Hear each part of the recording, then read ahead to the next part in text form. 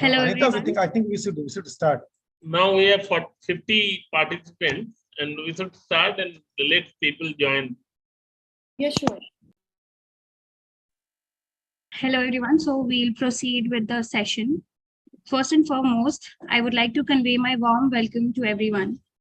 Grameen Foundation India is privileged to host this important webinar on biofortified crop varieties to improve nutrition and income of farmers in Uttar Pradesh, India.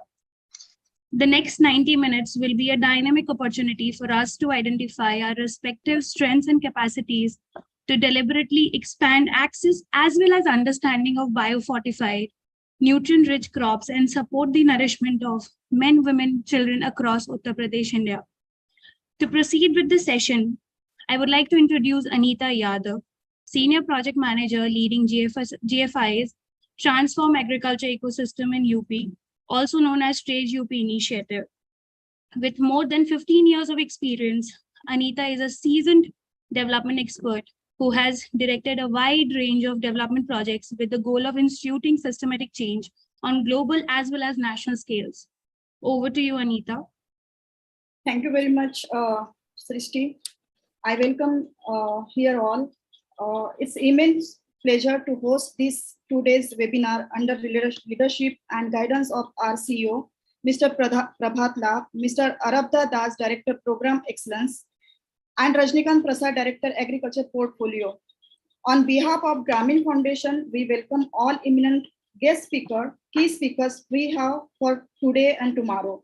All audiences who are the part of today's webinar on biofortified crop conducted with the aim to improve nutrition and income of farmers in Uttar Pradesh.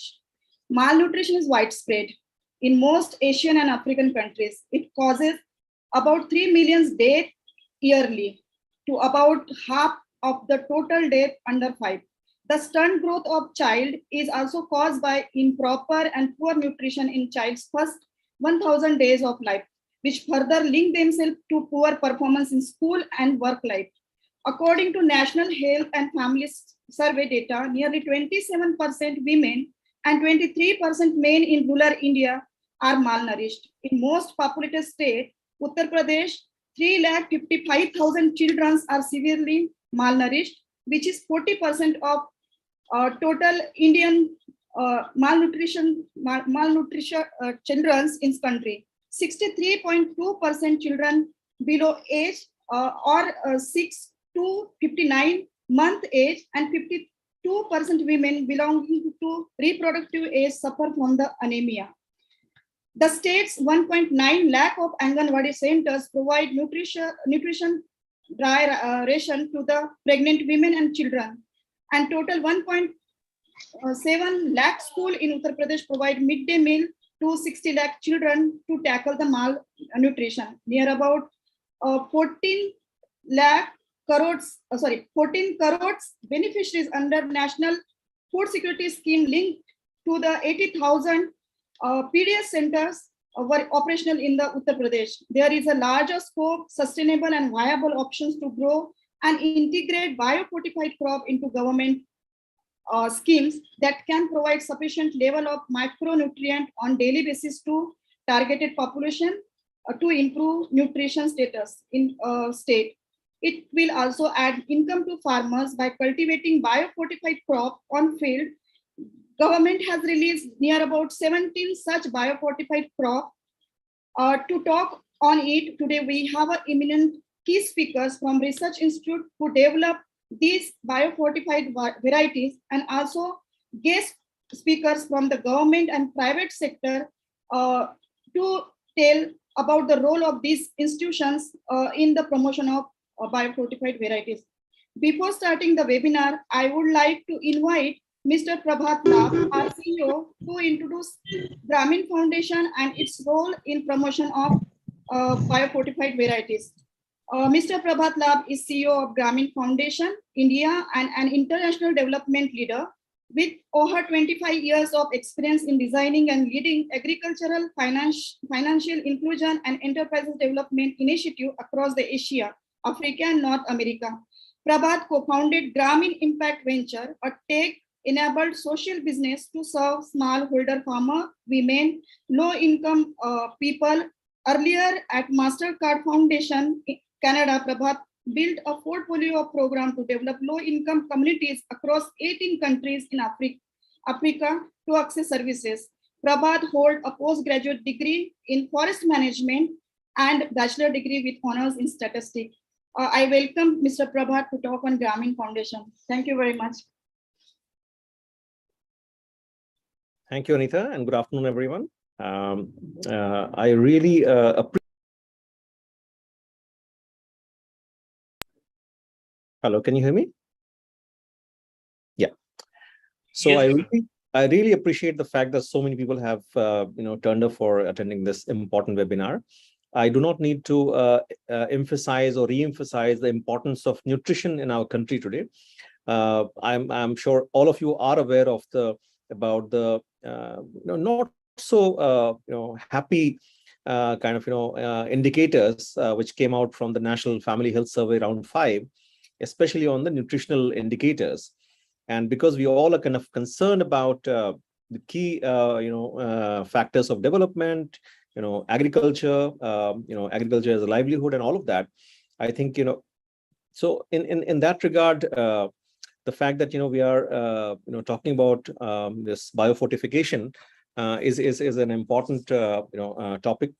I'll just talk a couple of minutes about Grameen Foundation India and the work that we have started here, especially with support from Harvest Plus and Gain, and we are very lucky to have Dr. Binu Cherian from Harvest Plus as one of the speakers today, and we'll look forward to hear from him. Talking about Grameen Foundation India. So Grameen Foundation, in fact, this year is celebrating its 25th year of getting established. So it's a kind of, you can say, silver jubilee year for Grameen Foundation. And I'm very proud to say that, in its silver jubilee 25th year, Grameen did at least one thing, which I'm very proud of, is that with support from Harvest Plus and Gain, for the first time, in fact, Grameen went into promotion of biofortified wheat, zinc wheat varieties of crop in Eastern UP. And in the very first season, we worked with over 1,000 farmers who cultivated WB02 variety of wheat, which is zinc fortified wheat variety, in over 2,000 acres, and which had good production. And of course, we did a lot of work in building farmer awareness, developing training content, doing aggregation of production that was coming from these 1,000 farmers, and then looking at its temporary warehousing solutions, finding buyers for that, and ultimately we have done some analysis of the returns of from cultivation of this biofortified varieties, and in each step we find a small benefit, marginal benefit accruing to farmers from the purely economic perspective, which is, say, looking at the overall productivity per acre, the price realization per acre, and it all adds up. And when you look at the gross return from these biofortified varieties, of course, the incremental return may not be that high. But when you look at the net return, that is after subtracting the cost of cultivation, in fact, there's a huge benefit that we see for the farmers from the same plot of small land. And we know that, of course, almost 3/4 of the farmers in India are like small and marginal farmers. They only cultivate 1 or 2 acres of land. So if their income kind of can go up by 10, 20%, 30% by a kind of a small intervention, it's a massive help in their lives. But what is more important is that one is for the adoption of biofortified wheat variety or any biofortified crop, whether you're talking about pearl millet or maize or other things. One thing is the economics of this, which is critical for the farmers who grow this. But there are multiple things which are involved here. If you're talking about the nutritional challenge, then looking at awareness about nutrition as a challenge, increasing availability of nutritious food at the household level. And there, I think what becomes critical is that the smallholder farmers who are producing these biofortified wheat variety or other commodities are not just the producers, but also consumers of the commodity. So these 1,000 households who have in the last season participated in cultivation and selling part of their harvest are also consumers of this nutritionally rich commodities. So it kind of directly impacts the nutrition at the household level in these smaller and medium small and marginal farming households, and that is really, really important outcome for us. So, I was talking about, one good thing that I'm very, very happy about in Grameen's 25th year that we celebrate this year is this thing that, okay, we have done something which not only enhances farmers' income, but it also impacts nutrition availability and nutrition at the household level, in the farmer's household level. And that I'm very proud of, because Grameen's mission is to enable the low-income people, especially women, overcome poverty and hunger. So hunger, being a tag word in our mission, and I think this is a really important program that kind of aligns to that word in our mission statement. In addition to working on different programs that we do in the space of agriculture, we work across 4 different verticals, which is in the area of innovative digital financial services. We work in the area of women's economic empowerment. We also work in the area of health and nutrition, and of course, agriculture and allied livelihood practices. And the key thing that Grameen pursues is how we can prioritize the role of women in all the different programs that we do. So that's a critical area of intervention for us, a critical area of interest. Women's participation in agriculture, for example, the share of nutrition or food available to women and girls at the household level. So we are concerned about that. Creating opportunities so that women can participate in economic opportunities, is of critical importance to us. So I think we pay special attention to women, and looking at gender issues. In addition to that, Grameen also, of course, is known for its work on data, looking at data and evidence to understand the impact and as a way to increase the impact of whatever we do. So when it comes to, say, working with farmers, just saying that we work with farmers is not good enough.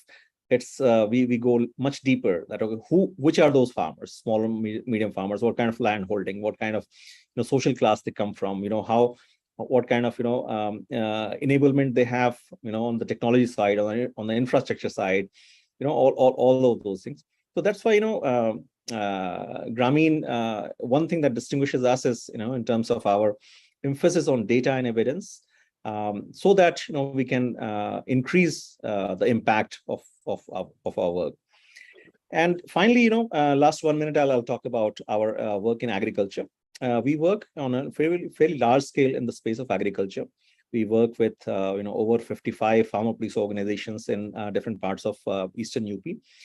We also work when we work with these 55 FPOs, and through them with over 40,000 farming families, our effort is how we can link these farming families and FPOs to things like women-friendly technologies, climate-smart agricultural practices, nutrient-sensitive agriculture, access to markets. So all of those things, is what we prioritize upon. So, these FPOs with whom we work, have played a very critical role in this biofortification kind of, activity that we started in Grameen. I'll kind of, pause here. I'll not, go into too much detail about Grameen's program, because that's not really the focus here. The focus here is on biofortification, as a strategy to kind of, address nutritional challenge.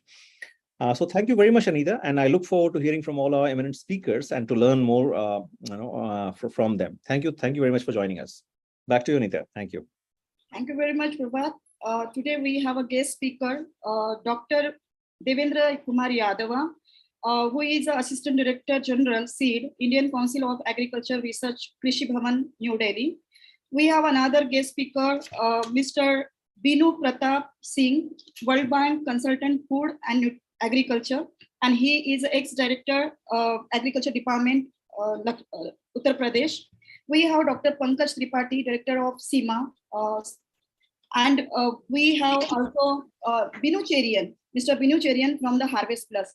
So I would like to request Dr. Yadava to speak about the role of ICAR in promotion of biofortified crop. To introduce him, I would like to say about him about a small thing. Dr. Yadava is presently Assistant Director General, SEED, Indian Council of Agriculture Research, Krishi Bhavan. He has completed 25 years in a sector. He also contributed in development of state seed rolling plan, leading to the improved seed and varietal replacement rate and reduced complaint related to breeder, seed quality and varietal mismatch. He developed more than 21 varieties, including 18 mustards, 3 pulses, and he's one of the Konola variety is one of the India's first variety in agriculture. He is a recipient of many awards like Rafi Ahmad Kidwai Award, Dr. A.B. Joshi Memorial Award, Dr. B.P. Pal Memorial Award, NAS Recognition Award, Dr. P.R. Kumar Brasia Outstanding Scientist Award. He is also Fellow of National Academy of Agricultural Sciences. He is guiding many MSc and PhD students, and he has published more than 90 research papers in high impact sector journals with 170 other publications. So I would like to welcome Dr. Yadav, sir. Welcome, sir. Thank you. Madam, how much time I have? 5 minutes, sir. Okay, thank you. So, thank you, Nita, and good evening to all and all the participants, including our colleague from German Foundation India, Dr. Bhatt, and from Harvest Plus, who is there, and from CMAP, Dr. Pankaj Tripathi is there, my colleagues, Dr. B.P. Singh is there, Dr. Firoz, Dr. Mishra, Dr. Chattopadhyay, and all the participants. So thank you, madam, for giving me this opportunity, and welcome all of you.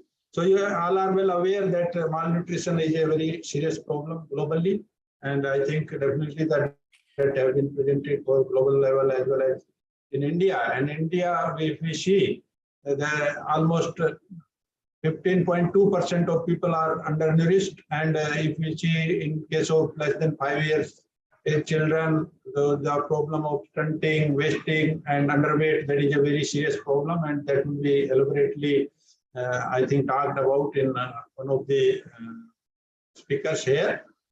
And if we talk of the ICAR's role in alleviation of malnutrition, so we are already working on the various aspects, and amongst that, the biofortification of the different crop varieties. That is one of the major component, and as per the sustainable development goals also, if we talk, so out of the total 17 goals, almost 20 or 12 goals, they are directly or indirectly contributing towards the elevation of malnutrition. And the goal number 2, as we all are well aware, is hunger and nutrition. So on that, our special emphasis is already there.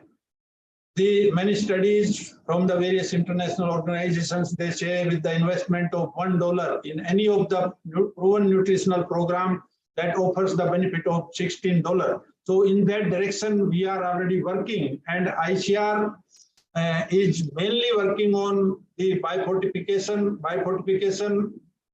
amongst the various tools which we are using, particularly the commercial fortification or the medical supplementation, dietary diversity. So out of these 4, including biofortification, I think the biofortification is the most cost-effective, sustainable, and the whatsoever product is there that reaches to the target public in the very pure form, and no special investment or involvement of the distribution system is required, and it can reach to the poorest of the poor, because food is the requirement of everybody. So that effort that has been made by ICAR, and in other 3, definitely there are so many complications of adulteration. The cost is very high. It is not, everybody is not having the access to, whether we talk of the medication or we talk of the dietary diversification or the commercial fortification. Also, we are talking in case of rice and some of the other commodities. So that is always very costly, and the chances of we require a separate distribution system also in that. So in this direction, ICAR is working, and ICAR is a huge organization. Many of you are very well aware, and in particular of the crops and horticulture, So we have total 51 institutions across the country which are dealing with the varietal improvement program of the different crops, and also 48 state agriculture universities out of the total 37 agriculture universities. They are also working on the varietal improvement of various fruit, field and horticulture crops. And if we talk during last 7-8 years, we had made a very tremendous progress, and total 1,956 varieties of the field crops and 248 varieties of horticultural crops have been released. And the special emphasis was given on biofortification, and during this period, total 87 varieties, biofortified varieties, which includes 63 of the cereals, 14 of oilseeds, 2 of pulses, and 8 of the different horticulture crops. They were developed, and our major emphasis was towards the taking this material to the farmers, and in that direction the first effort that was made, that was that how to bring these varieties in the seed chain. And during the first year of the release, we tried to put all these varieties in the seed chain so that the ultimate grain that could reach the consumer in the after having the multiplication of foundation seed, certified seed, and ultimately the produce which we are getting for consumption. So those efforts were made, and during last these 5-6 years, we have produced more than 30,000 quintals of breeder seed of biofortified varieties, which we have distributed to the various public sector and private sector organizations for further multiplication of seed and take these products ultimately to the farmers. And through our KVK also, we are making very huge efforts. One of the program that is the nutri-sensitive agriculture innovations. Under that program also, the special programs are being operated by the KVK, where in the form of the Nutri Villages, Nutri Gardens, and Nutri Thali programs of ICAR, these biofortified crops, they are being supplied to the schools, to the Anganwadi, and through various systems. And we have tried to put these most of the biofortified varieties in the various schemes of the government of India, whether it is the public distribution system or the midday meal scheme or different other schemes of ICDS. So these are some of our efforts through our various seed production system, and ultimately taking the seed to the farmers for the commercial crop growing, and ultimately the grain which we are getting.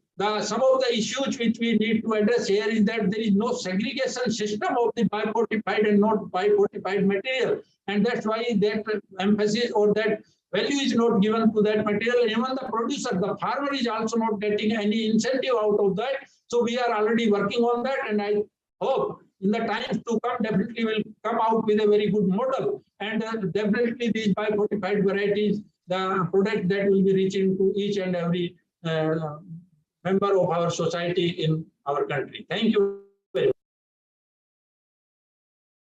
much. Thank you very much, sir. You are the person who played a strong role in linking me to the Maize Research Center, Mustard Research Center, and Rice Research Center. So thank you very much. There is an immense contribution of you in promotion of this through us. Thank you very much.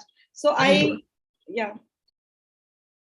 would like to call Mr. Dr. Pankaj Tripathi, who is the Director of State Institute of Management of Agriculture Institute in Lucknow. About Dr. Pankaj Tripathi, he look after overall responsibility of institutes and pertaining to the capacity development of farmer and FPOs. Prior to it, he held various positions at state and divisional level. He was the Joint Director Agriculture in Chitrakoot Dham.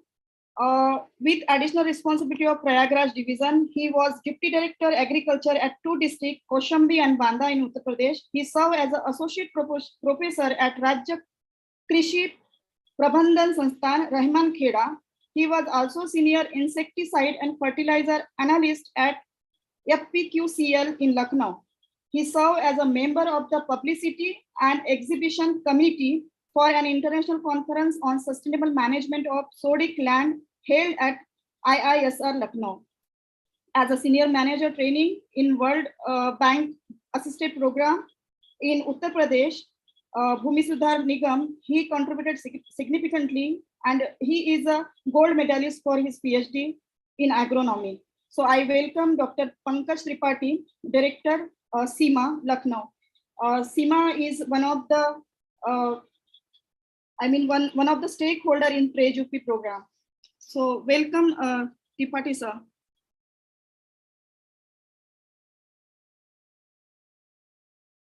Sir, you are unmute. नमस्कार। इस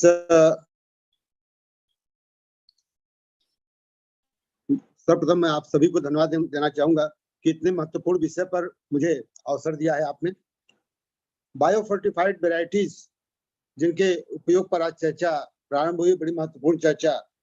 यह एक सोचनीय विषय है कि chemical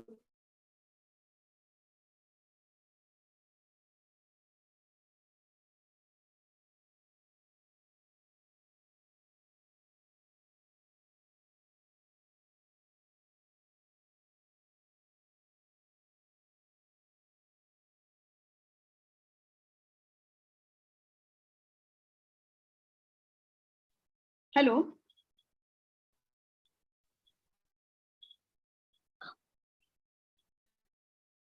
Tripathi sir?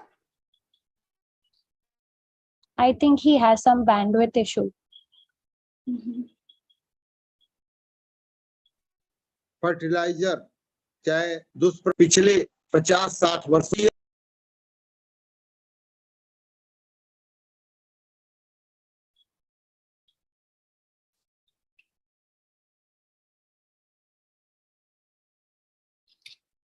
I think he will log in again. Shall we wait for? आवाज आ रही है? हाँ सर, आवाज आई जी? आ रही है सर। हाँ, मैं आप सभी का ध्यान आकृष्ट करना चाहूंगा कि खेती के जो में परिवर्तन आए, चाहे वो जुताई की, चाहे वो कृषि यंत्रों के,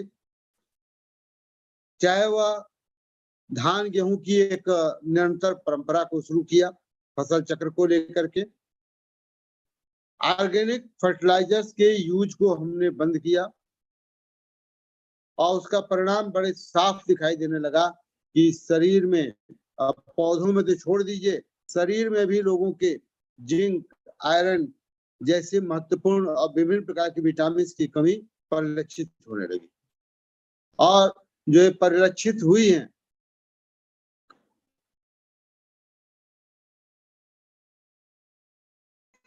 उसका परिणाम गांव में से शहरों तक, बच्चों से लेकर के इनका प्रभाव दिखाई देने लगा। इस स्थिति में वैज्ञानिकों द्वारा विगत 8-10 वर्षों में विभिन्न प्रकार की बायोफोर्टिफाइड वेराइटीज, जिनमें जिंक, आयरन, कुछ अन्य विटामिन पर कार्य किया गया है और ये वेराइटीज अब डेवलप हो रही हैं। अर्थात हमें इसमें पूरा सोचना पड़ा कि हमारे पास वेराइटीज में भी वो कमी आने लगी, जिसका बहुत ही महत्वपूर्ण कारण था, जैसा मैंने बताया। इस विषय पर अब चर्चा प्रारंभ हुई है और अब इस बात की चर्चा शुरू हुई है कि कैसे इन बायोफोर्टिफाइड वेराइटीज को जनता के बीच में, कृषकों के बीच में, गांव में इसके प्रयोग को बढ़ावा दिया जा रहा है। इस पर संस्था द्वारा जो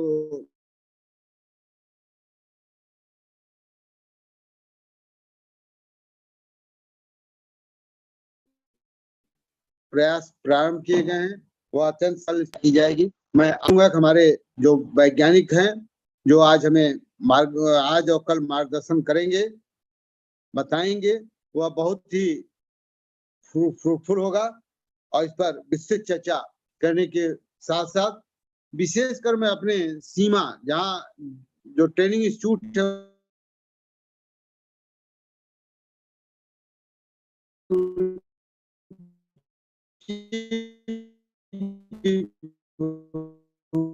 उनका महत्वपूर्ण हो गई है। मैं आश्वस्त करना चाहूंगा कि हमारे संस्थान पर कृषकों के हों, चाहे महिला कर्मचारियों के, अधिकारियों के हों, अब हम एक विषय के रूप में बायोफोर्टिफाइड वेराइटीज के महत्व को उसमें एक सब्जेक्ट के रूप में अवश्य सम्मिलित कर रहे हैं और इन वेराइटीज का एक प्रदर्शन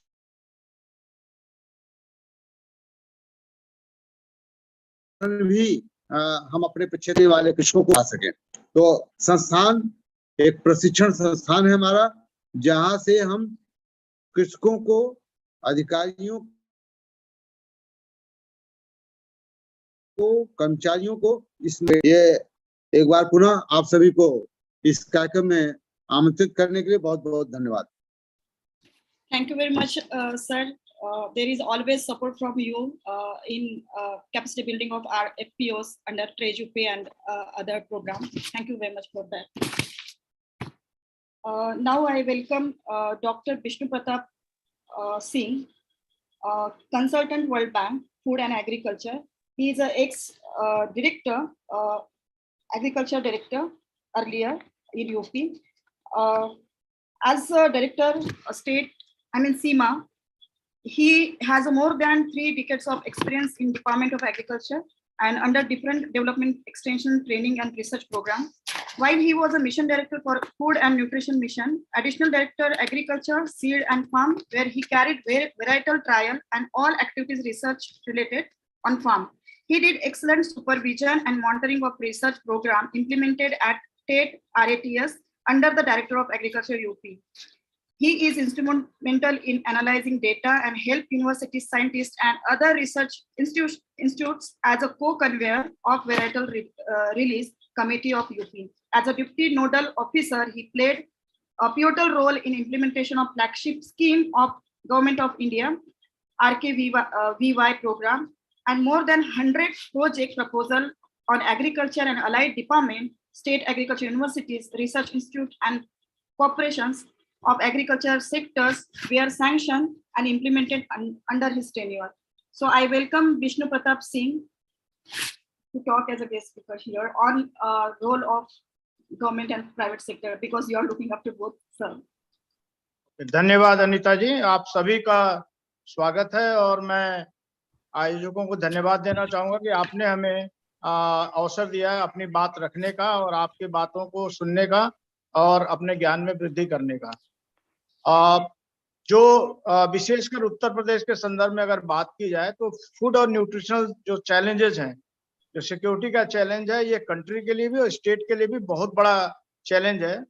अब हमारी पॉपुलेशन आप देखें तो 2001 में हमारी पॉपुलेशन 16 करोड़ थी, जो बढ़ के 2011 में 20 करोड़ हो गई और अब जो अनुमान हमारा है कि 2021 में 25 करोड़ के आसपास हो जाएंगे।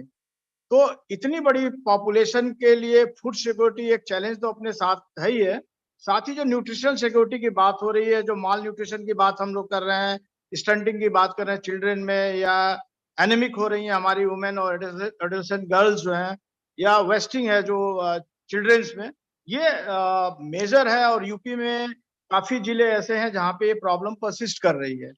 इन सब को देखते हुए बहुत ही सामयिक आपने आयोजन किया है और जो BMGF सपोर्टेड प्रोजेक्ट है न्यूट्रिशन थ्रू फूड, ये इसमें काफी सहायक सिद्ध होगा, ये ऐसी मेरी कामना है। मूल चीज ये है कि हमें समझने की जरूरत है कि ये न्यूट्रिशनल जो सिक्योरिटी है ये कैसे दूर होगी और क्यों पैदा हुई। तो जो हमारी पुरानी वेराइटीज थी, अगर आप उसमें देखें, जो भी हमारे व्हीट, राइस या पल्सेज, ऑयलसीड की वेराइटीज थी, वो रेजिस्टेंट वेराइटीज थी, उसमें रोग कम आता था, पेस्टिसाइड का प्रयोग बहुत कम होता था और हम लोग फर्टिलाइजर का प्रयोग नहीं करते, तो न्यूट्रिशनली बहुत ही रिच थी और 100% रिसाइकिल होता था। जो भी प्रोड्यूस होता था, दाना या जो भी उसके खाने लायक प्रोड्यूस हो, वो आदमी खाता था और बाकी जानवरों के चारे में जाता था और जानवरों का भी गोबर और आदमी भी अपना सब खेत में ही 100% रिसाइकिल होता था। तो हमने नेचर को डिस्टर्ब नहीं किया। तो दैट्स व्हाई जो न्यूट्रिशन जो मिलना चाहिए था उस पौधे को, जो जीनोटाइप है उसकी, उसके हिसाब से जो प्रोटीन कंटेंट होना चाहिए, माइक्रोन्यूट्रिएंट का कंटेंट होना चाहिए, अमीनो एसिड, लाइसिन, जो भी होना चाहिए, वो सारी चीजें उसमें पर्याप्त मात्रा में मौजूद रहती थी और माल न्यूट्रिशन जैसी कोई चीज नहीं आती थी। क्योंकि इन वेराइटीज की यील्ड बहुत कम थी, इसलिए उतनी बड़ी पॉपुलेशन को हम लोग पूरा पोषण दे पाने में जो फूड सिक्योरिटी थी वो एक चैलेंज थी और हमें विदेशों पे भी निर्भर रहना पड़ता था। कालांतर में जब शॉर्ट वेराइटीज, ड्वार्फ वेराइटीज का प्रादुर्भाव हुआ, जो हाईली रेस्पॉन्सिव थी फर्टिलाइजर और पेस्टिसाइड के प्रति, इरिगेशन के प्रति, तो उससे हमारा उत्पादन बढ़ा। लेकिन उसमें जो कमी आई कि ग्रेजुअली जहां जहां सिंचाई के संसाधन बढ़े वहां पे मोनोक्रॉपिंग सिस्टम परसिस्ट करने लगा। किसान ने धान, गेहूं, गन्ना यही 3 फसलों को लगाई, चूंकि ये तीनों श्योर क्रॉप है। किसान को पता है कि अगर हम इसको बोएंगे तो हमें निश्चित रूप से अच्छा उत्पादन प्राप्त होगा।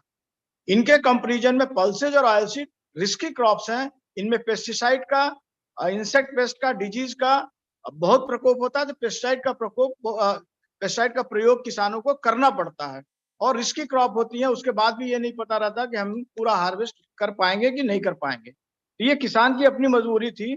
लेकिन इसका दुष्परिणाम ये हुआ कि जो धान, गेहूं, गन्ना तीनों ग्रेमिनेसी फैमिली के हैं, तीनों घास कुल के पौधे हैं और इनकी लाइकिंग एक की तरह है तीनों। और इन तीनों की जो है सैलो रूट्स होती हैं, झकड़ा जड़ होती हैं, जो 6 इंच जमीन से पोषण लेती हैं। तो जो इनको चाहिए था तीनों को, उन्होंने ये पूरा का पूरा जमीन से लेना शुरू किया। जो इनको नहीं चाहिए या जो हानिकारक है वो जमीन में रह गया। और चूंकि हमने और कोई डीप रूटेड क्रॉप नहीं लगाई, सारी सैलो रूटेड क्रॉप तीनों थी, तो जो जो सेकेंड स्ट्रेटा है सॉइल का 6 इंच से नीचे का 9 इंच 12 इंच तक का, उसको हमने माइनिंग की ही नहीं। तो इस वजह से ये सॉइल सिकनेस वाली स्थिति आई और धीरे धीरे आप देखिए प्रोडक्शन तो बढ़ा। और प्रोडक्शन बढ़ाने के लिए किसान पहले 1 किलो यूरिया दे रहा, फिर 1.25 किलो किया, फिर 2 किलो किया, तो लागत बढ़ती गई, रिटर्न वो नहीं आया। दूसरा दुष्परिणाम ये हुआ कि जो टेस्ट है, टेस्ट खराब हुआ। तो टेस्ट खराब होने का क्या मतलब है कि उसमें जो आयरन का परसेंटेज होना चाहिए, जो जिंक का परसेंटेज होना चाहिए, माइक्रोन्यूट्रिएंट का जो परसेंटेज होना चाहिए ट्रेसेस में चाहिए, लेकिन वो बैलेंस बिगड़ा। और इसलिए बिगड़ा कि जीनोटाइप तो है कैपेबल, लेकिन चूंकि सॉइल में है ही नहीं तो कहां से लेगा। तो उसने कम लिया या थोड़ा बहुत मिल पाया उसको, तो उसकी वजह से हमें टेस्टलेस फूड अब मिलने लगा। जो पुराने लोग होंगे याद कर सकते होंगे कि जो सब्जी जनवरी कह रहे हैं, नवंबर दिसंबर में गोभी, टमाटर, देसी टमाटर और आलू का बनता था, उसकी सुगंध जो खलिहान तक 100 मीटर 200 मीटर दूर तक जाती थी, आज आपको प्लास्टिक टेस्ट मिलता है।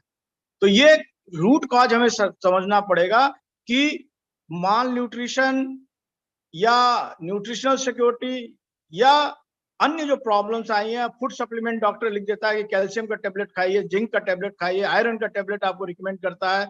इवन अब जो एक्सटर्नली हम लोग फोर्टिफाई करके राशन में हम लोग चावल देने जा रहे हैं, तो इन चीजों को करने की जरूरत क्यों पड़ी।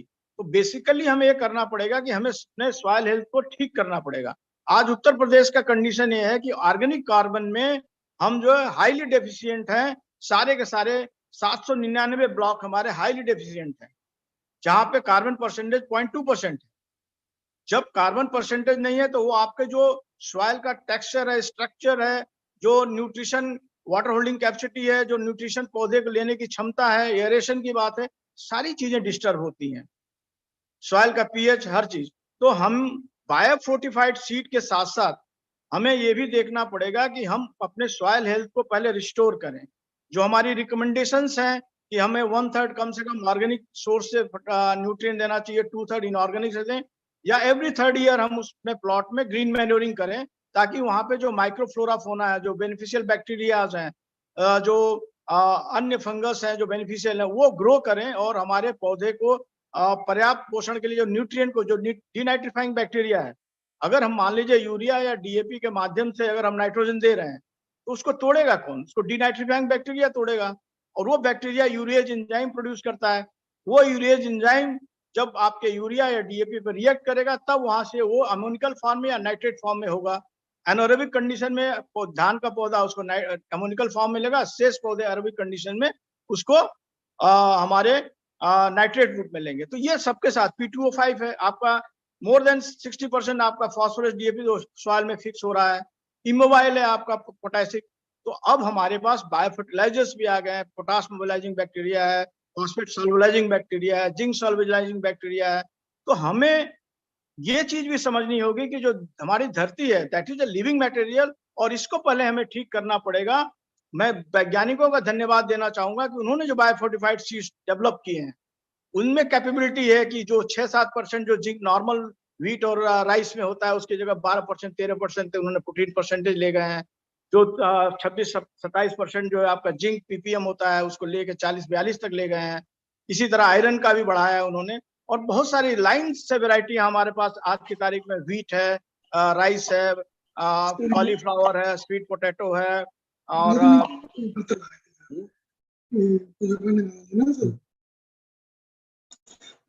इन चीजों को हमें आगे ये देखना है कि इनको, इनके साथ साथ हमें अपने सॉइल हेल्थ का भी ध्यान करना है। और दूसरा सबसे बड़ा जो मेजर कॉज रहा है वो है इंडिस्क्रिमिनेट यूज ऑफ पेस्टिसाइड। किसान को नहीं पता है कि हमें कौन सा पेस्टिसाइड कब डालना है, कितनी मात्रा में डालना है, उसका एमआरएल क्या होगा, कब हम डालेंगे तो उसमें जो है उसका जो इफेक्ट है जो हमारे स्वास्थ्य पे नहीं पड़ेगा, ये नहीं पता है। दूसरा जो हमारे व्यापारी हैं जो उसको बेच रहे हैं उनको भी नहीं पता है, उसको भी है कि किसी तरह हमारा मटेरियल निकल जाए, और एक साथ वो 3-4 मटेरियल किसान को दे देता है कि कोई ना कोई तो काम करेगा ही। तो ये जो दुश्चिंताएं हैं ये भी हमारे पास हमको ठीक करने की जरूरत है। हेलो, ऑडिबल है हम? Hello, Yes, yes, yes, sir. Yes, sir. बीच में क्या म्यूट हो गया था क्या? नहीं सर। अच्छा, ठीक है। तो मेरा ये निवेदन होगा, और साइंटिस्ट लोग हम लोगों को गाइड करेंगे जो फर्दर हमारा टेक्निकल सेशन होगा, कि हम कैसे आगे बढ़े। सॉइल हेल्थ, मेरे हिसाब से सॉइल हेल्थ नंबर 1 है, क्योंकि सॉइल में अगर वो न्यूट्रिएंट्स हैं, फर्ज कीजिए आपका बहुत अच्छा भोजन आपका बना है, उसमें नमक कम हो जाए या नमक ज्यादा हो जाए, दोनों स्थिति में आपको वो खाने लायक नहीं रहेगा, चाहिए वो ट्रेसेज में। सेम चीज वही हमारे सारे वेराइटीज में है कि वो कैपेबल हैं, वो उनका जेनोटाइप इस तरह का है कि they are capable of taking nutrients from the soil, यदि उनको हम फेवरेबल देते हैं। तो इसमें एक चीज जो मैं लास्ट में जोड़ना चाहूंगा कि एक और नई चीज आ रही है जो यहाँ पे बनारस में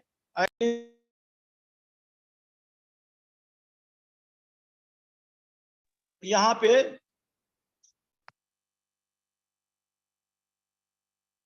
पे वो जो है इंडियन इंस्टीट्यूट जो है बनारस में एक लो जीआई राइस पे काम हो रहा है। ऑस्ट्रेलिया में लो जीआई राइस है जिसका वो $1600 पर टन प्राप्त कर रहे हैं। हम बासमती एक्सपोर्ट कर रहे हैं, $700-800 हमें मिलता है, और वो कोर्स पैडी है, बहुत ही रफ पैडी है। तो अब जो भी पैडी वैरायटी जिसकी 55 यूनिट से कम जीआई वैल्यू है, ग्लाइसेमिक इंडेक्स, वो बहुत बढ़िया से एक्सपोर्ट हो सकती है। तो ये एक और तरीका है। दूसरा जो मैं आपको ध्यान रख रही हूँ, जो सीड चेन में जो कोरियन साहब से बात हो रही है, हार्वेस्ट प्लस को मैंने सपोर्ट किया था जब एडिशनल डायरेक्टर सीड था मैं, तो हम लोग ने अब एफपीओज के थ्रू काम किया है, और एफपीओज को हम सीड प्रोडक्शन प्रोग्राम में जोड़ रहे हैं। उनको हमने सीड प्रोसेसिंग यूनिट भी दी है, उनको हम ये बायोफोर्टिफाइड सीड इस रबी में देने जा रहे हैं। 25 हेक्टेयर मिनिमम 10-15 हमारे पास एफपीओ तैयार हो गए हैं जो इसको कार्य करेंगे। उनकी प्रॉपर स्टोरेज की जाएगी, और उसकी हम मार्केटिंग भी ई-नैम और अन्य ई प्लेटफॉर्म के थ्रू करेंगे। मैं फिर एक बार आयोजकों को धन्यवाद देता हूं कि आपने हमें समय दिया और मेरी बातों को सुना। बहुत बहुत धन्यवाद। Thank you very much, sir. I would like to welcome Cherian sir, Binu Cherian, to talk about the role of private sector. Binu Cherian is I don't want to give more introduction about him because he will talk and you will understand that. Thank you very much. Binu Cherian sir. Yes, very thankful. We are extremely thankful for inviting for this very important session. Mr. Prapat Lap, and CEO of Grameen Foundation, and all the fellow eminent speakers for today's evening. You know, biofortification is considered to be, as the earlier speakers have mentioned, is considered to be a cost-effective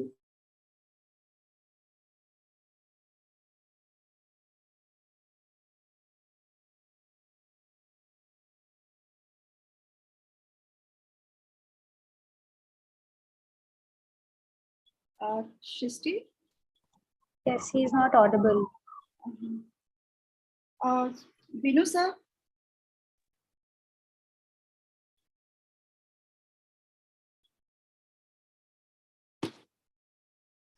Hello? Maybe let's give him a few seconds. Yeah, okay, sir. Connection, I think. So now moving and to start webinar with a key speaker, I would like to invite Chandranath Mishra. He is from Indian Institute of Wheat and Barley Research. having research experience more than 12 years in wheat improvement. Dr. Mishra completed his master and PhD in genetics and plant breeding from Chandrasekhar Azad University of Agriculture Technology. He joined ICAR, IIWBR Institute as a ARS scientist in field of plant breeding during 2010. During last 1 decade, Dr. Mishra has contributed in wheat improvement program and has been involved in development of 11 wheat varieties, including biofortified varieties. So he is involved in seed production, dissemination varieties to the farmer and seed growers. So I welcome Chandranath Mishra, Doctor, to deliver this webinar on biofortified wheat varieties, especially for a UP. Thank you very much. Please welcome. Thank you, Anita. Am I audible? Yes, sir, very much. Thank you for inviting me. Actually, the lecture was to be delivered by your director, Dr. G.P. Singh, but he's traveling. So in morning, I got the message. So I will try to fulfill the needs of the audience as well as the other panelists. I'm thankful to Prabhat Labh for briefing about the Grameen Foundation. I'm highly thankful to our ADG Seeds, Dr. D.K. Yadav. With his efforts, I want to inform the audience that at present, from total seed indent, around 35% belongs to, in case of wheat, 35% of the indent is for biofortified wheat varieties. And I'm also thankful to Pankaj Tripathi ji, Binu Cherian, and Dr. Vishnu Pratap Singh. When he was the Director Agriculture, we initiated the population of biofortified variety DBW 187, also known as Karan Vandana in Uttar Pradesh. And at present, this variety is ranked 1, and it's been recommended for all over the country for cultivation with his efforts and our director, Dr. G.P. Singh. So coming to my presentation, status of biofortified wheat varieties in India, especially for Uttar Pradesh, because Uttar Pradesh is a big state and the varieties released, I will come to that. They occupy some area in Uttar Pradesh, varieties released for any production zones. So if we see the wheat statistics of India, wheat is cultivated in around 30 million hectares with a production of estimate of 106.41 billion tons. The productivity is around 34.84 quintal per hectare. Now, if it was very well explained by the earlier speakers that micronutrient deficiencies affect around 2 billion populace of the world, and vitamin A, iron, zinc, and deficiencies are the cause of are associated for 50% deaths for under 5-year old kids globally. Also, as per FAO estimate, 208 million people are undernourished, and in India, if we see that about 1/3 of population is undernourished. If we look at the efforts made by the government, policymakers, researchers, and also the farmers of the country, in 2000, the GHI index was around 38.8. That was alarming. It reduced to 37.4 in 2012 in the category of alarming. And in 2012, it came in up to 28.8.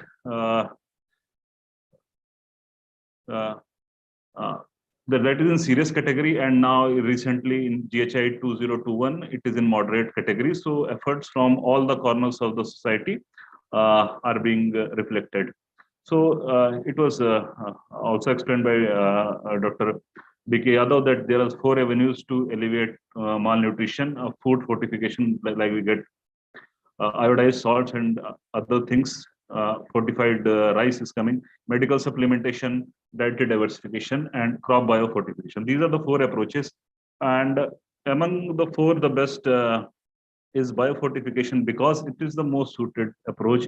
We provide the nutrients to the consumers in most natural form, and it is available at the same price. And the second thing that as after the release of WB2, that was explained that for a promotion program that Grameen Foundation has used.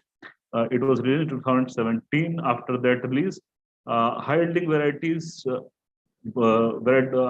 biofortified varieties means the biofortified varieties yielding better than the normal varieties or as far as good as the normal varieties that are not biofortified. They generated they generated the big market, and as there is no loss to the farmers, because if we go for the biofortified varieties that are having low yield, then the farmers go to the loss. So in last 4-5 years, the biofortified varieties are equally yielding and sometimes much better yielding than the non-biofortified varieties.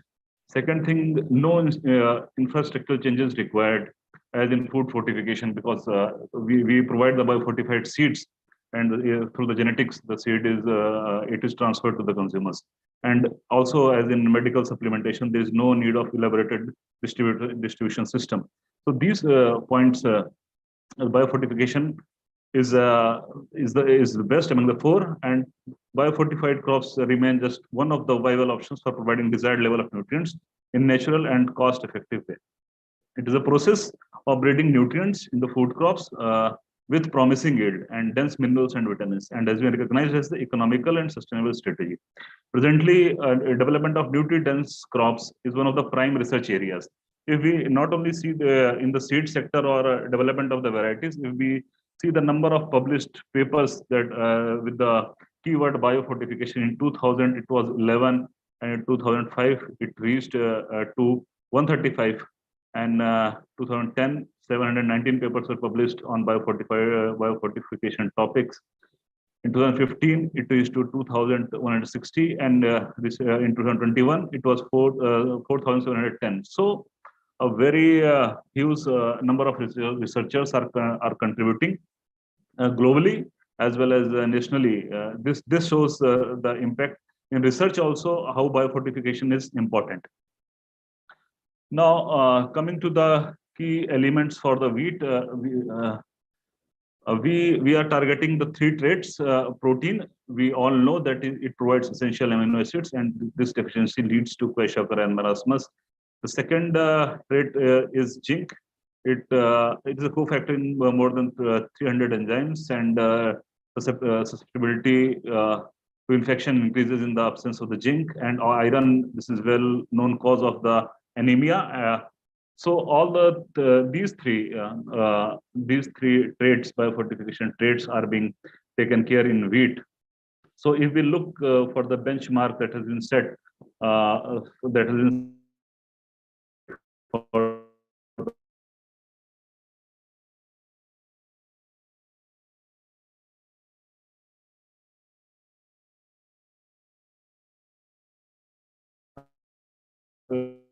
quality, should be 13%. Basis, these are called as biofortified varieties.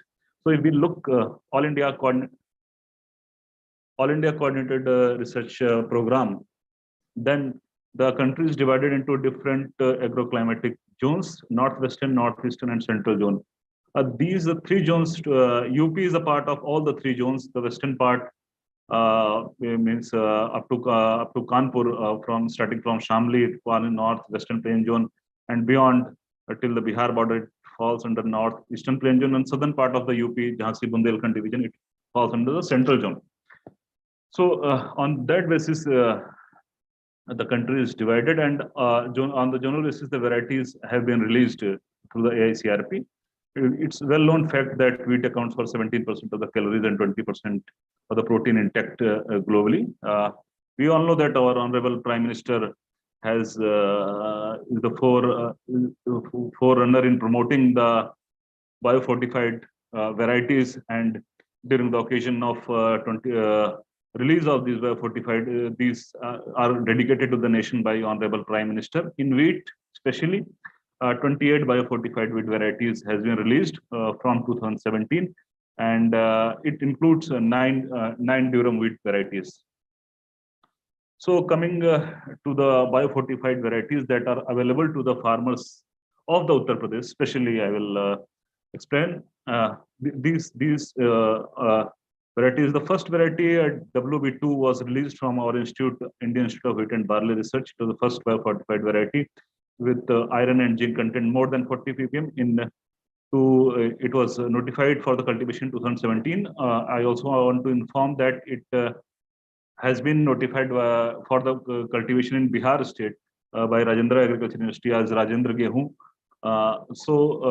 This variety was the first, and after it was released with HPBW01.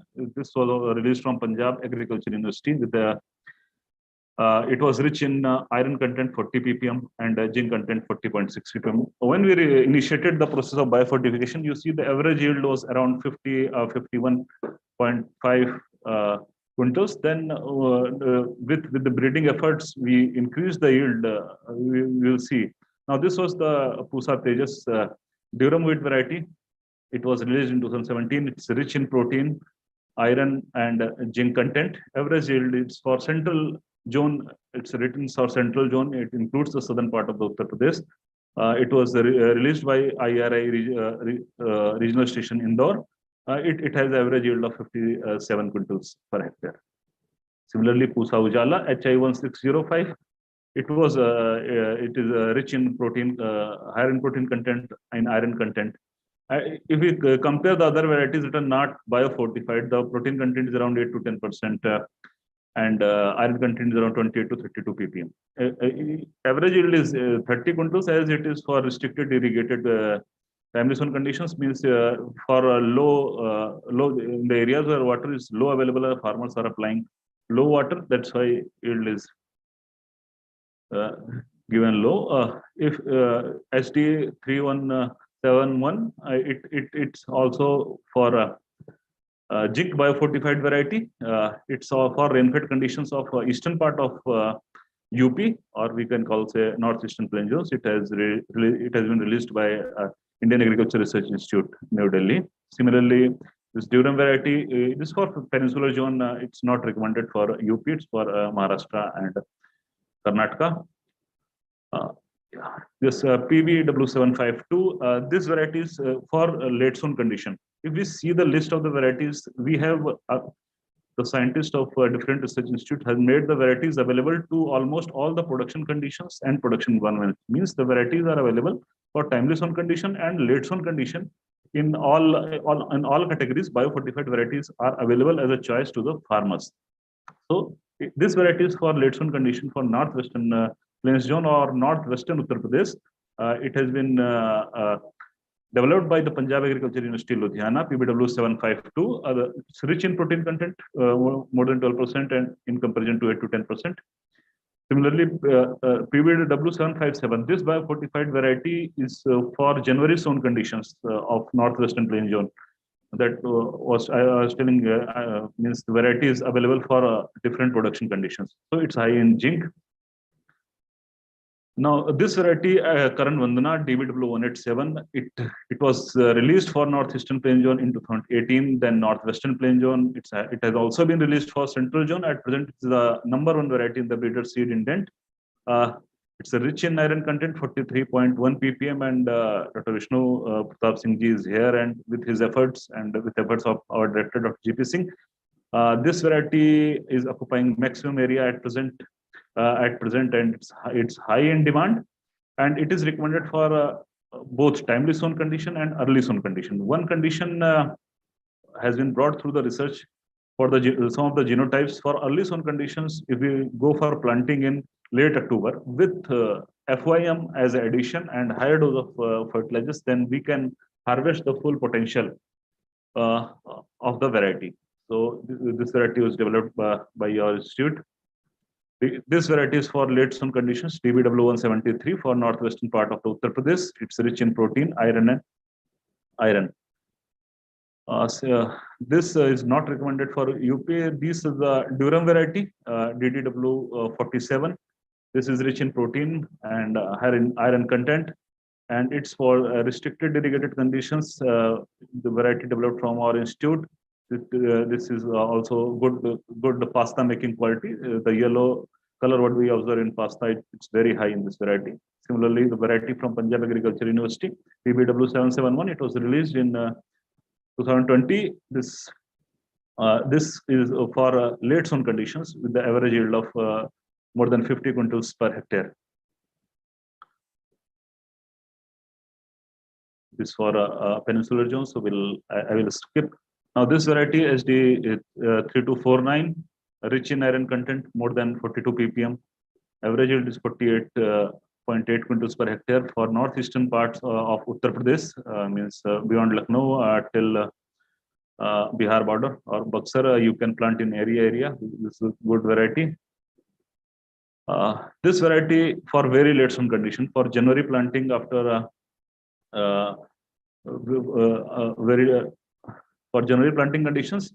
This variety is rich in protein content, more than 12%, rich in iron content. As compared to the other popular varieties, average yield is high for late sun condition. Also, this variety is developed by Indian Agricultural Research Institute, New Delhi. So HI1633, this variety for peninsular zone condition. Coming to the next variety, DVW303 from our institute, Karan Vaishnavi. This variety is at present occupying second position and as per the latest data we received for the next year, this variety has gained the #1 position in the breeder seed indent. This is rich in protein, and as compared to, if we see the average yield is around 81 quintals, that's quite high. And but this variety comes with a new agronomy, means planting the early planting, along with higher dose of fertilizer, with FYM, and with application of the growth retardants. So this for peninsular zone conditions. Now these two varieties, DVW332 Karanaditya, this was recently notified by dedicated to the nation by Honorable Prime Minister. This is also for high fertility condition. This is rich in protein content, more than 12 ppm, and rich in zinc content, more than 40 ppm. Average yield is around 78 quintals per hectare. And this is Karan Shivani. This is also from our institute, DVW327. Average yield around 80 quintals per hectare, high in zinc content. This is developed by our institute. HI1636. This is variety for central zone, means in Uttar Pradesh Bundelkhand region. The variety can be cultivated for in irrigated timely zone conditions. And this zinc-rich variety from Indian Agricultural Research Institute, Regional Station Indore. This is a Durham variety for central zone conditions, rich in protein, HI8823, and zinc content. So this variety from Banaras Hindu University, HUW838. It is a biofortified variety recently released and dedicated to the nation by Honorable Prime Minister. This has high zinc content, more than 41 ppm. This variety is recommended for northwestern plain zone, is Punjab, Haryana, and the western part of the Uttar Pradesh.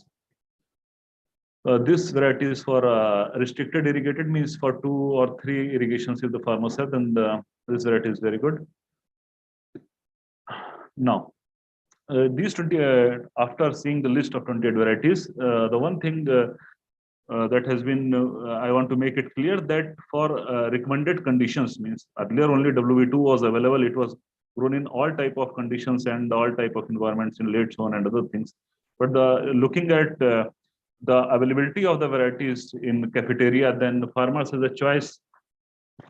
Farmers has a choice that for his condition, for late zone condition, for very late zone conditions, for less water conditions, for high fertility conditions, he has choice with himself. So he can exploit that. Now, if we see the status of biofortified varieties, last year in 2020-21, the indent share was 21%, and it has reached to 21-22 in 33%. This year it is around 35%. So these are the efforts of the policymakers, indenting agencies. UP is the highest indenter. Uttar Pradesh is giving the high indent of biofortified varieties, and all the indenting agencies. The efforts of council and our ADG Seeds, our director in the meetings, they try to convince that that we have to go for the biofortified varieties, and this is reflected in a very short span of time. Around 1/3 seed what we are seeing in the market is biofortified. So we, apart from the government agencies, we also involve the private partners, private seed growers in the seed licensing. So if we see the 3 varieties, DVW187, 303, and DVW173, our institution, through signing the agreement with the private seed producers, we have signed around 711 licenses in last from 2019 to 2021. And out of 711, 514 agreements are for the biofortified wheat varieties. These are 187, 303, and DBW 173. So if we go with private growers, they have made availability of seed in very remote areas where it is very difficult to reach with the government institutions. They have wide distribution of distribution network that makes the seed available. If you ask Karan Vandana or 187, it is available at each and every seed store. And for that was for the private seed growers. And during 2019 to 21, we have faced the COVID situation, and we have developed one model, means delivering the seed to the farmers. How we will deliver the seed to the farmers, and through online booking, we have delivered. In the first year, we have delivered the seed to 5,000 farmers, and last year we have delivered the seeds of biofortified varieties to more than 10,000 farmers. 10 kg seed they try in their fields, and if they found it suitable, they increase the area. So by utilizing different technological interventions, efficient seed distribution has been done by our institute under the leadership of Dr. GP Singh. So one thing I also want to make clear, that our institute does not grow seed on land, because we have very less land. So if we have less resources, then we take, ICAR is a very big umbrella. We take the help from NDRI Karnal, ICAR CPRI regional station, Meerut Potato Institute.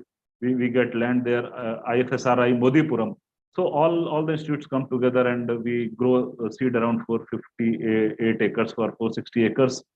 And through signing agreements through private seed growers and direct seed booking also. You can see from during 2021, we supplied the seed to 36 districts of the country. And we also provide foster breeding rights. We signed the agreements with the private and as well as the public sector institutions, universities. If they don't have the products, then we provide the breeder seeds to them, and they are helping a lot in reaching the farmers with the biofortified varieties. These are some of the genetic stocks that have been developed, and we are utilizing these to develop to reach increase the iron and zinc content to further new levels. So if at last, if we see that in conclusion, that biofortification provides the better nutrition to the human population with no additional cost, because no cost is involved. If you are consuming the flour of a biofortified variety, the biofortified variety is developed by the different institutions, whether it is IRI, whether it is PAU, whether it is Indore, whether it is BHU, and it has gained the acceptance of the farmers as well as the policymakers. Huge support from the policymakers in popularizing the biofortified varieties, and many FPOs are involved. Biofortified varieties have been released for all the production zones and production environments, and provides options to farmers in all the cropping system. Through public-private partnership, the bioavailability of biofortified seeds have been made at almost all parts of the country.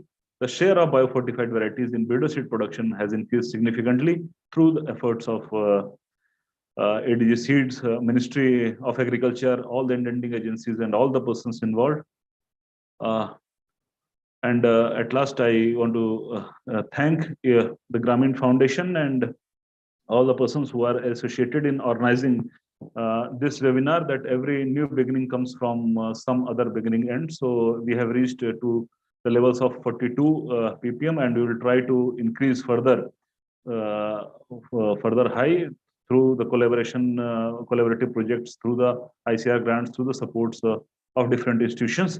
I thank you very much. Thank you all. If there are any queries, I will happy to take. Thank you very much, Dr. Chandranath Mishra ji. It's really a very good session, and detailing all those varieties available and the process, possibilities and opportunities for the farmer to access those varieties. Sir, there is one question here from the audience. Is it possible to access database of farmer who produce biofortified crop across the India? So I request you to answer the question of audience. Now, who produce the biofortified because we do not carry out the seed production at the farmer's field. First thing, we through online system we generate database, but the database contains many informations, not only the name of the farmers, their Aadhaar card number, their very proofs are there that we are trying to give to the genuine farmers. Database mutual agreement, through mutual agreement with the institution, yes, database can be shared. Means at which region it is available, and we have a district wise, pin code wise, and all the things we have with us. There is no issue regarding that. But regarding sharing of database, because it contains information, many other informations, their personal information and other things.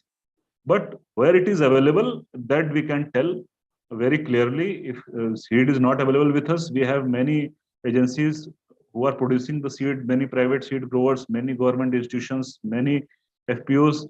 Then the farmers, if we do not have the seed, means if in the season, if the demand is high, we do not have the seed, then the seed can be made available very easily.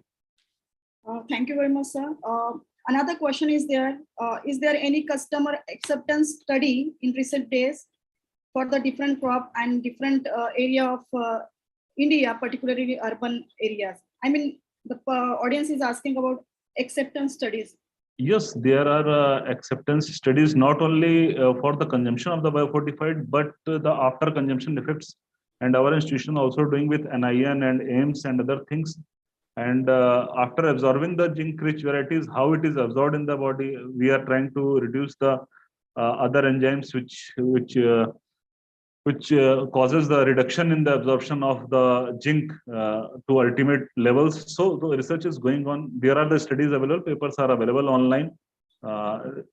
In humans also the papers are available that biofortified varieties has contributed significantly. Yeah, so post, after this session, we will take another questions. Last one is how we will check biofortified seed, and other is can we use it in the next year? This is a very good question. If the variety is genuine, means if the variety is DVW 187, DVW 303, or any other biofortified variety, you have to verify the genuineness of the variety. If the variety is that, then it is biofortified, and it's biofortified 1 year. It is biofortified throughout, and how many cycles you cultivate, the biofortification level will same. There is no issue whether it will degrade or other thing. There is no problem. That is the beauty of the genetic biofortification. That's why it is there. Otherwise, supplementation, other things are available. Sir, thank you very much for your valuable contribution. Proceeding to the next session, I would like to invite Dr. K. Chattopadhyay, sir. He is a principal scientist, ICAR Rice Research Center, Cuttack, Orissa.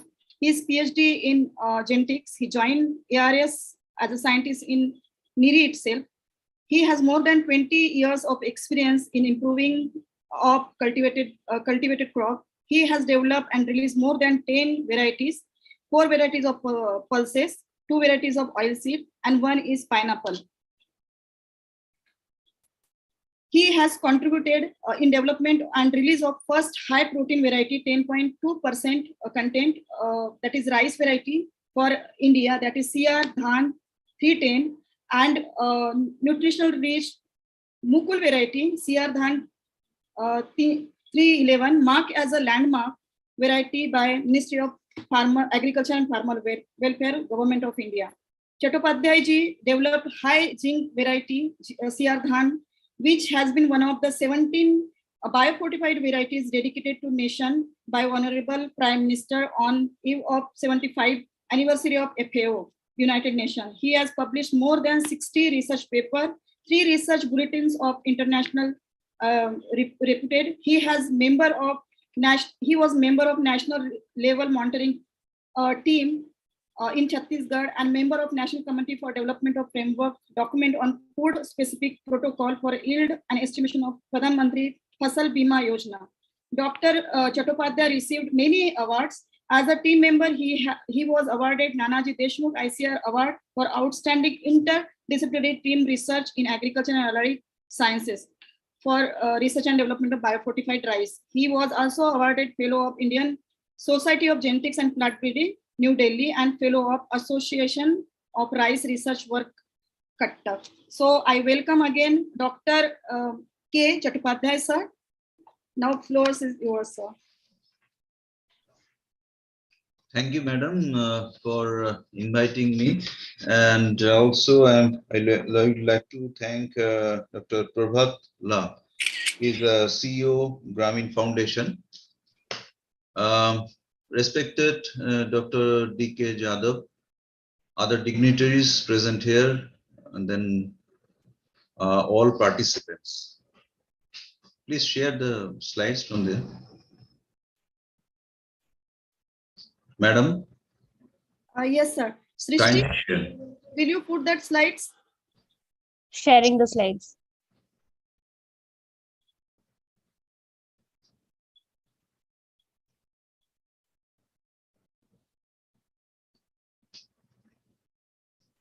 Wait a minute, sir.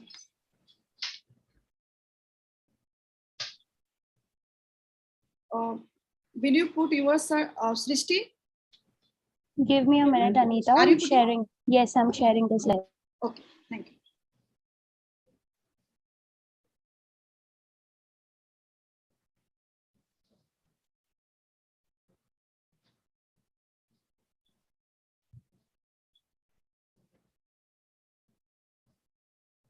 Okay, thank you. This is a wonderful effort. I can say that this is one of the topic which not only the farmers but also the consumers point of view is very much important. And here we are discussing about the biofortified rice variety, especially, and what is the probable impact with the special reference to Uttar Pradesh. Next. So you know that India is already self-sufficient in food grain production. And if you count rice, then rice 129 million tons, the record production the previous year. And we have sufficient buffer stock. And the last 2 years during the pandemic, we could able to distribute the food grain free of cost. So we can say the hunger point of view, we are in a better position, or you can say we already overcome that hurdles. And sustainable development goals, the already Dr. D.K. Jadhav has mentioned, there's almost all sustainable goals. Malnutrition point is there. And here it is an agenda that is in 2030.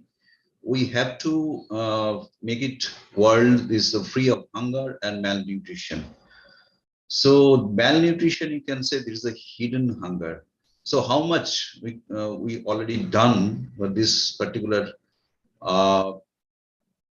activity, and how far we are able to achieve. So that we have to further discuss. Next. So you know the rice is the source of nutrition for the large section of the population in the world. If you see the rice in India, it's a 50% of the population depends on rice, and it's also provide the 90% carbohydrate, whereas 29% dietary protein is supplied by rice for this population. And rice also contains different minerals, vitamins, fat, antioxidant. Next. So quality wise, rice protein quality, it is good. It is good because it is having the balanced amino acid profile and higher digestibility. If you see the digestibility, then after dal, there is a P or dal, cooked rice is coming, this 0.616, which is much higher than wheat or maize and other cereals. So rice can also improve the digestibility of dal pulses when it combines with it. That I'm coming next. So if you see the dal, that is our Indian pulses, that is not complete protein because it lacks methionine, cysteine, essential amino acids. So in rice also, some of the essential amino acids, for example, lysine is lacking.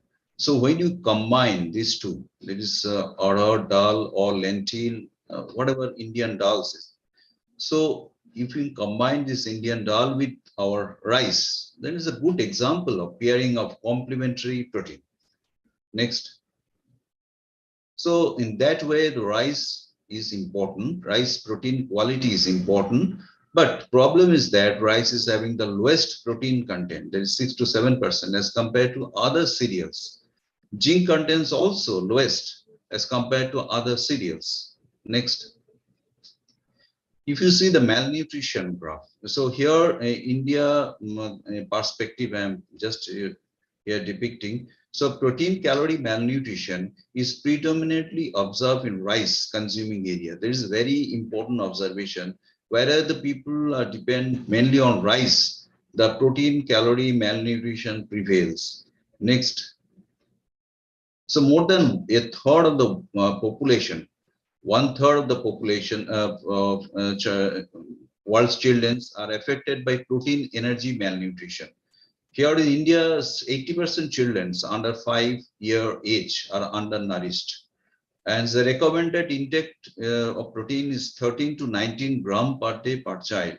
Whereas as the recommended calorie intake is 1000 to 1400 calorie per day per child, out of which 150 to 450 calories to be supplied by protein. So in that way, protein is very much important. Rice quality protein is important. And so even 1% increase in the grain protein content, that is from 7% even to 9%, would add significant contribution to the total protein and also our diet, who depends on vegetables or rice for the nutrition. So therefore, we are targeted for protein biofortification. Next. So one dilemma is that brown rice and white rice. Many people are confused about that. So just I have kept one slides here, especially in reference to the micronutrients or iron, zinc, and others. So here there is no difference. Basically, there is no differences of variety in respect to white rice and brown rice. So same variety can produce white rice and brown rice. Only difference is the of processing. So how you will process. After milling, it will be mill rice. Before milling, it will be brown rice. So advantages, there are a lot of advantages of brown rice. For example, they contain higher fibers, vitamins, minerals, because most of the minerals and fibers are in the outer layer. There is a brown layer. So this can improve the blood cholesterol level, reduce the risk of heart disease, stroke, type 2 diabetes, and obesity, many things. But some disadvantage also there for brown rice is because keeping quality is very low, very poor. And then brown and the bran content, there's a high concentration of heavy metals. Sometimes it's grown in the area with contaminated with heavy metals. For example, arsenic, for example, mercury. So here the brown layer contains all these heavy metals. And secondly, this also contains the phytic acid. It prevents the body from absorbing essential minerals such as iron and zinc. Next. So micronutrients, if you see, we are concentrating on the meal rice, not in brown rice. So meal rice micronutrient deficiencies always will be there because we are removing the bran. Here, the zinc deficiency, if you see, they're one of the 5th major cause of disease and death. And during the pandemic, we are come to know that zinc is also boost the immunity. We are taking a lot of zinc tablets in this thing. So after one important point is there, after milling, the no rice variety or germplasm were detected with high iron. So, but there are a lot of germplasms or varieties are available where we are getting the high zinc even after milling. So our biofortification program, therefore, is restricted to only zinc fortification, not iron, because for iron there is no such source available where after milling we'll get sufficient iron inside your pendosperm. Next. So improvement of rice for grain protein. What we have done in NRRI, actually we identified Assam rice, 2 Assam rice collection germplasm, the ERC 1063 and 75, which contains the more, even 14% more, but they are very low yielder. We are making process with the high yielding variety in the next. So next, here actually through backcrossing with Shorno and Novin, we have developed some population. And some of the lines were detected with the same phenotypic mechanism, makeup with Shorno and Novin, and also contains a higher protein and also some higher level of lysine, threonine, leucine, the essential amino acids. So 3 of these lines in the Novin and Shorno background has been released. Next. Similarly, for gene content, our program is first identification of donors. We have identified some donors using the breeding program, and one of them outcome is CR-DAN 315, which is derived from the cross of the Shorno ARC1075. It's released for Western zones, contain the high gene. Next.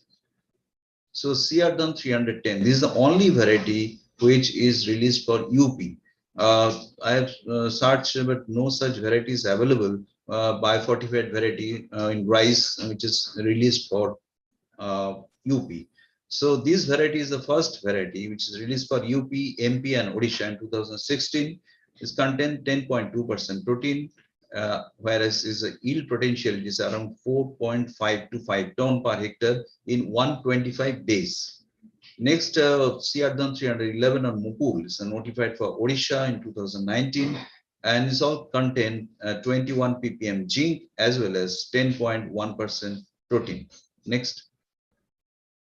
The CR-DAN 315 notified for Gujarat and Maharashtra is contain 25 ppm zinc against 15 ppm in IS64. Its yield potential is around 5.1 ton per hectare. And Sharnanjali is the background of Sharna. It's been released for Odisha and it's also contain 10.01% protein, and its yield potentiality is around 5.6 ton per hectare. Next. So this CR-DAN 310 was been released by Honorable Union Minister of Agriculture and Farmers Welfare in 2018. Next. Subsequently, it was placed in the 3-year Modi government achievement in landmark as a landmark variety.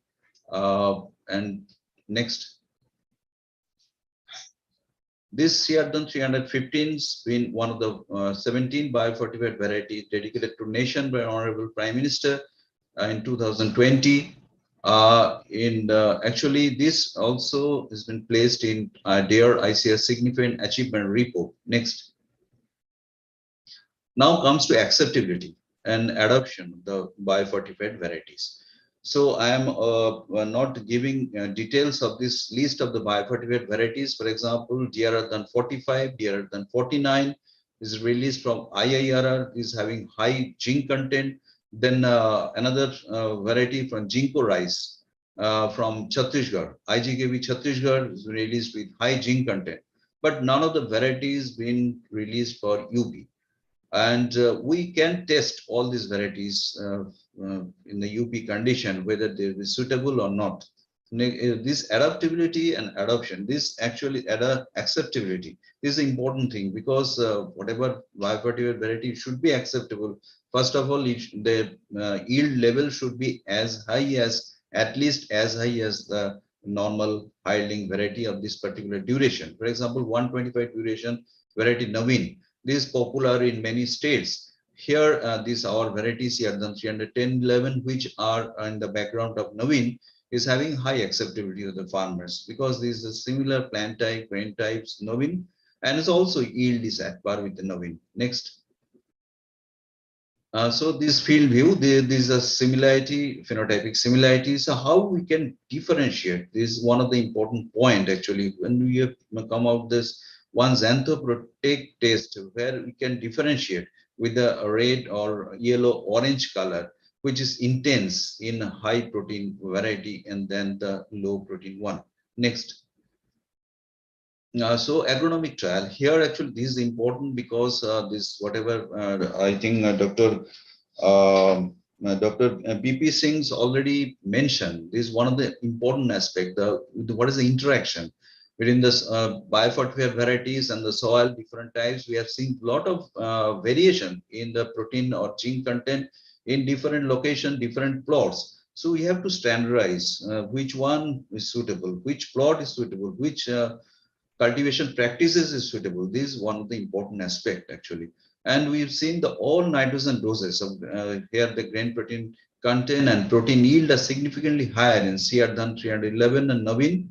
And if you just increase the the nitrogen level, there's 50%, for example, over the RFD, recommended fertilizer dose. So here we have seen the 3% increase in protein yield level in CR than 311 as compared to 4.5% in Navin, whereas just reverse in case of grain protein content, here is a 4.4% in CR than 311 and 2.2% in Navin. So we have to come out with some compromise whether we yield and protein content both are important. So which fertilizer doses that, for example, we have recommended here 120 60 60 doses where the low level of fertility is there or a medium level of fertility is there, but whereas the high level of fertility, then it's not required to go over the recommended fertilizer dose. Next. Similarly, for Sharno, high protein Sharno, here we have seen the 3 years data in Odisha in 6 different districts and 30 villages. We have seen though no significant differences on yield level with the Sharno. Next. Whereas in the protein content is significantly higher in the all doses, and we have seen the 125 kg fertilizer doses is significantly higher than the other doses. Next. So in the seed production point of view, this is the most important because Sharno and Sharnanjali, these are similar looking, everything is similar. We come out with some dust character, the 8 dust character, which is different. So this is important in the seed production point of view. And second important point is the xanthoprotic test. We have seen there is a intense color formation in Sharnanjali. There is high protein Sharno than the Sharno. Next. So potentiality here the replacement, because these are the varieties, the CR 10, 11 and CR 411. These are varieties are in the background of Sharno and Navin. So there's very much acceptable already by the farmers. So it's very easy to go with this variety, the farmers. And we have seen there is enormous potentiality to increase productivity, potentiality, and profitability and sustainability in rice system. Second is the strengthening of the midday meal program and better nourishment. Here the protein, energy, malnutrition and zinc deficiency are frequent among the children in the village. So high protein zinc rice variety in the midday meal program can give benefit to the underprivileged school going children in the village. And third important point is the benefit to the food industry. Now the rice-based food and feed industry is growing very high. So here, for example, Cerelac. Cerelac is being prepared using the rice protein. So we can replace this variety with this high protein variety, and it is give better nourishment to the children. Next. So upscaling here, commercialization. Some of the commercialization we have done recently with Granova Naturals Private Limited from Hyderabad, and we also come out with the PPA for registration with the some of the elite genotype. Next. So here, biofortified variety, for example, here the 3 varieties they have shown the seed production of the last 5 years. Around 210 quintal seed, breeder seed has been produced, been distributed. Next. And recently in Uttar Pradesh, I am thankful to Madam Anita because she is one of the is very enthusiastic with this. And finally, we come out with this MOU with 7 APOs. These are from Mirzapur, then Azamgarh and Prayagraj. 7,000, at least 7,000 members are there in this APOs. So we are very much hopeful that will come out some good strategy for next. So this is one of the picture where our director madam, along with Dr. Anita Jadhav, the senior manager of Grameen Foundation, they have signed in favor of APOs in the UP. Next. Next. This seed distribution training, planning, and seed production. The CR 310 has been taken up in this Kharif season. Next. So here, actually, I'll just to point out one dilemma again, because of this many people there. Still, government of India and most of the state governments, they are restricted themselves to the fortified product, fortification. So fortification is a good, because according to WHO, it is a practice of deliberately increasing the content of an essential nutrients, essential micronutrients, wind, zinc, iron, protein, whatever may be in food, vitamins, so as to improve the nutritional quality of the food supply and provide a public health benefit with minimum risk to the health. This is according to WHO definition. Here, actually, FSSAI, they come out with the Food Safety and Standard Fortification of Foods Regulation 2016. And it can introduce actually quickly and can be produce nutritional benefit the population in the short period of time. This is a very much important fortification. But some disadvantage. Actually, I am not want to go in the details on these disadvantages, but still I want to focus here. Something because it is the cost effectiveness is a cost associated, because we are regularly purchasing this fortified variety from the private sector, and this is a you can say recurring, and the cost is effective. And second one, the nature of the food, vehicle, or the fortificant. Here, actually, example come from the iron fortificants, change the color and flavor of many foods and can causes the destruction of the fortificant vitamin A and iodine. This is one important observation recently made. So, in comparison to that, biofortification is no cost, because no cost technology, because once it is produced, and it is not recurring type. That means it's in the regular basis when the farmers got the seed once, he can multiply for the next year and can keep seed. There is no problem at all. And is the totally safe, no chance of toxicity, and is environmental friendly. So this is biofortification is through the breeding or genetic modification method. So this is totally safe and can be taken up. Actually, next. So suggestion here, the popularization of the biofortified variety in suitable lands with complete agronomic package and practices. So this is very important thing. So wherever we are giving the seeds, we should give the complete agronomic package and practices, so that the standard method we followed and we'll get the desirable result.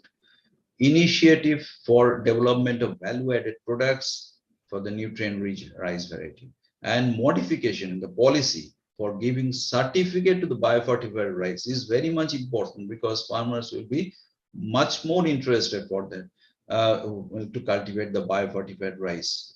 And the development of government machinery to produce, certify, and procure biofortified rice. I know that there is a lot of complication is there, but still, the farmers, I think the government is taking initiative. I think in future we'll get that type of machinery where we'll certify and procure biofortified rice for midday meal PDS system and consumed by the underprivileged population, the village of India.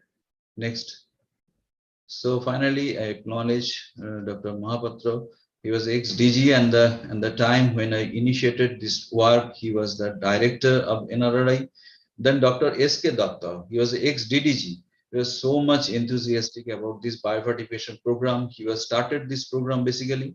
Dr. Pathak, he was a DG now and is the ex-director of NRI. He was also very much supportive. Dr. S.G. Sharma, ex-head cross physiology and biochemistry division NRI. Dr. Wen Singh, ex-head and crop improvement division. All colleagues and students working in the biofortification program at NRI Cuttack. I am thankful to all. Next. So thank you very much for listening. Thank you very much, Dr. Chattopadhyay, sir. You supported a lot in promotion of this CR Dhan and experimenting new varieties in UP. And thank you for this session, detailing about the rice varieties, explaining us the difference between the biofortification and fortification, and also to get protein rich as well as more production. How that fertilizer is important, playing important role into it. So thank you very much again. Now there is one question from the audience. Is there any support for entrepreneurship or self-employment, possible funding for the professional to sell and market this product? So I request you to answer this question.